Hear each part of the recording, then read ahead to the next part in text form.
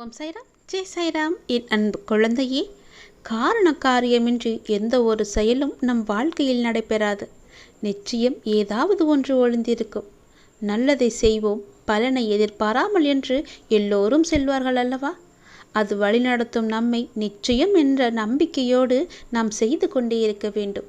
அதனால் நாம் எது செய்தாலும் நிச்சயம் அதில் ஒரு காரணம் இருக்கும்.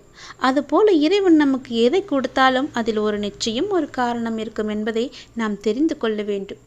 வெற்றி உனக்கு என்று சொன்னால் அதிலும் ஒரு காரணம் இருக்கிறது. என் அன்பு கண்மணி, எதிலும் நீ எதிர்மறை எண்ணங்களை வைக்க வேண்டாம். உனக்கு கிடைக்க வேண்டிய அங்கீகாரங்கள் சில காரணங்களால் தாமதமாக மாறிப்போய் கொண்டிருக்கிறது. ஆனால் அவை நிச்சயம் உனக்கு கிடைக்கும். ஒரு காரணத்தை ஒளித்து வைத்திருப்பதால் தான் அது தாமதமாகி தள்ளி கொண்டே போகிறது. அதை பற்றி நினைத்து எதிர்மறையாக உன் மனதை நீ சிந்திக்க வைத்து கொள்ளாதே.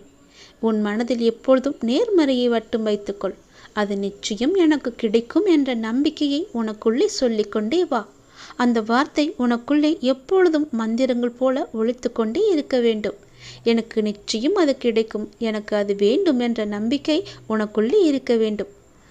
உன்னுடைய கடமைகளை நீ சரியாக செய்து கொண்டு வா. எப்போதும் அதிலிருந்து நீ பின்வாங்கி விடாதே. உன்னுடைய நேர்மறை எண்ணங்களுடன் என்னை தியானித்து உன் பணிகள் எதுவோ அதை நீ செய்து கொண்டு வா. மற்றதையெல்லாம் நான் பார்த்து கொள்கிறேன். உன்னை சுற்றி இருப்பவர்கள் நிச்சயம் உன்னை புரிந்து கொள்வார்கள். உன் கடமையை நீ சரியாக செய்வதை புரிந்து கொண்டு அவர்களும் உனக்காக தேடி வருவார்கள். அங்கீகாரம் உனக்கு கிடைக்கப் போகிறது. உனக்கானது எல்லாமே உனக்கு கிடைக்கப் போகிறது. உனக்கான அங்கீகாரத்தோடு உன்னை தேடி அவர்கள் வரும்படி நான் அமைத்து தருகின்றேன். எந்த காரியம் இல்லாமலும் நான் இதை உனக்கு சொல்லவில்லை. நீ என்னிடம் கேட்டதை உனக்கு கொடுப்பதற்கு அரை நொடி போதுமா?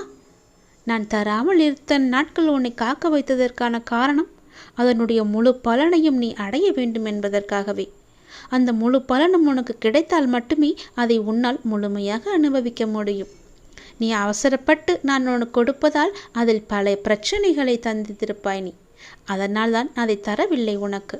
நான் கேட்டதை என் அப்பா கொடுக்கவில்லை என்ற மன சங்கடத்துடன் நீ என்னை பிரார்த்தித்து கொண்டிருந்தாய். இவர் நான் கேட்டதை எனக்கு தரவில்லையே, நான் ஏன் இவரை மீண்டும் மீண்டும் கும்பிட்டு கொண்டே இருக்க வேண்டும் என்ற எண்ணம் உன் மனதுக்குள்ளே சிறு துளியாக விழுந்து விட்டது. அதையும் நான் அறிந்திருக்கின்றேன்.